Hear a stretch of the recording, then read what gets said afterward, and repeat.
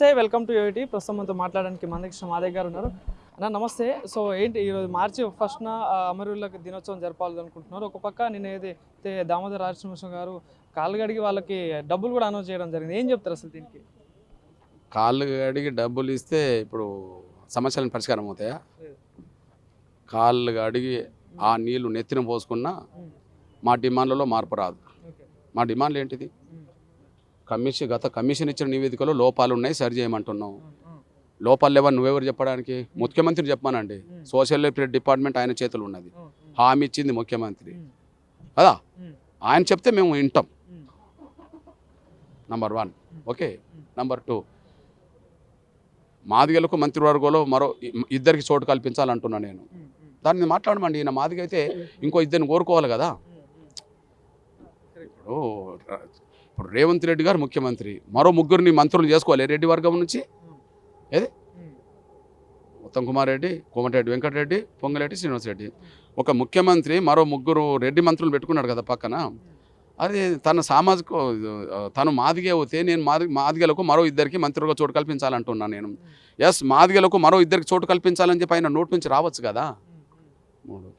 అదే సమయంలో ఏబిసి ఉన్నది, గతంలో ఏబిసిడి ఉన్నది. డీపులు కూడా కావాలని కోరుకుంటున్నాను నేను. ఉపకులాల గురించి మాట్లాడే మనము అన్ని ఉపకులాలకు న్యాయం జరగాలి కదా. నేను అన్ని ఉపకులాలకు న్యాయం జరగాలంటే ఎవరు వాట వాళ్ళకి దక్కాలంటే ఏబిసిడి గ్రూపులు ఉండాలని కోరుతున్నాను నేను. దీని మీద మాట్లాడితే బాగుంటుంది.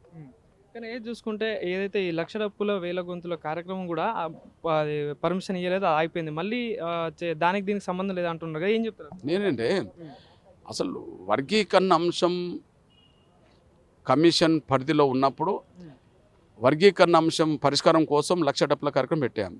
ఓకే, ఈలోపు కమిషన్ నివేదిక వచ్చింది, సబ్ కమిటీ ఆమోదించింది, క్యాబినెట్ ఆమోదించింది, అసెంబ్లీ కూడా ఆమోదించింది. అంటే సూత్రబద్ధంగా వర్గీకరణ ప్రక్రియ 100 అడుగులు వేసే కాడ 90 అడుగులు వేసింది. కానీ మిగిలిన ఆ 10 అడుగుల్లో వేసే సమయంలో కొన్ని లోపాలు ఉన్నాయి, సరి చేసుకొని ముందు అడుగు ఏమని చెప్తున్నాం, అప్పీల్ చేస్తున్నాం. మా అప్పీల్ తప్పు అయితే తప్పని చెప్పాల్సింది ముఖ్యమంత్రి, మా అప్పీల్లో న్యాయం ఉంటే సరి చేయాల్సింది ముఖ్యమంత్రి. అది ఆయన బాధ్యత, వీళ్ళు కాదు కదా చేయాల్సింది, వీళ్ళు కాదు కదా మాట్లాడాల్సింది. వీళ్ళు ఎందుకు రాసుకొని పోసుకొని వస్తుండ్రు? కేవలం మాదిగల్ని తమ పక్కన తిప్పుకొని తను మాదిగ కోటలో తనే మంత్రివర్గంలో ఉండి మిగతా వాళ్ళకు మంత్రివర్గంలో చోటు కల్పించకుండా ఉండడం కోసం జరిగే కుట్రలో ఆయన పాత్ర పోషించుకుంటారు. ఎస్సీ వర్గీకరణ రాష్ట్ర ప్రభుత్వం ఆమోదిస్తామని చెప్పినాక కూడా మళ్ళీ ఎందుకు ప్రెస్ మీట్ పెట్టి బయట జనాలు అంటే ఎందుకు పెడుతున్నారు? అంటే దీన్ని తప్పించడం కోసమే అంటున్నారు. నేనంటే ఇప్పుడు కమిషన్ నివేదిక వచ్చిన కారణం నుంచి మీరు చూడండి, కమిషన్ నివేదిక సబ్ కమిటీ క్యాబినెట్ అసెంబ్లీ ఆమోదించిన కారణం నుంచి మా వాదన వినిపిస్తున్నాం కదా. కొత్తగా వినిపించే వాదన ఏంది? ఇప్పుడు మా వాదనలో పొరపాటు ఉంటే మొదటి రోజే ఇది తప్పని చెప్పాలా.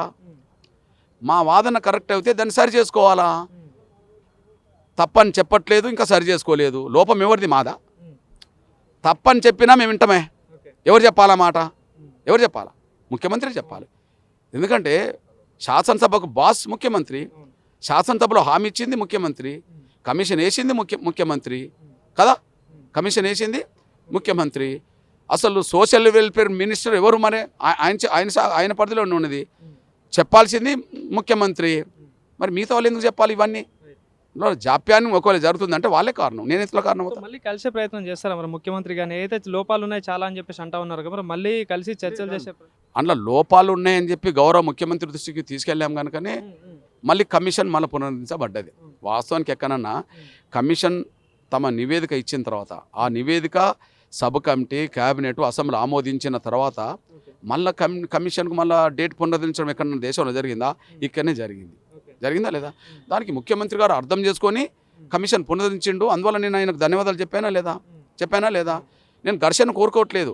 ప్రభుత్వం నుంచి ఈ చివరి ఘట్టంలో కూడా ఆయన నుంచి త్వరగా వర్గీకరణ చేసే విధంగా సహకారం కోరుతున్నా తప్ప ఘర్షణ కోరుకోవట్లేదు కదా.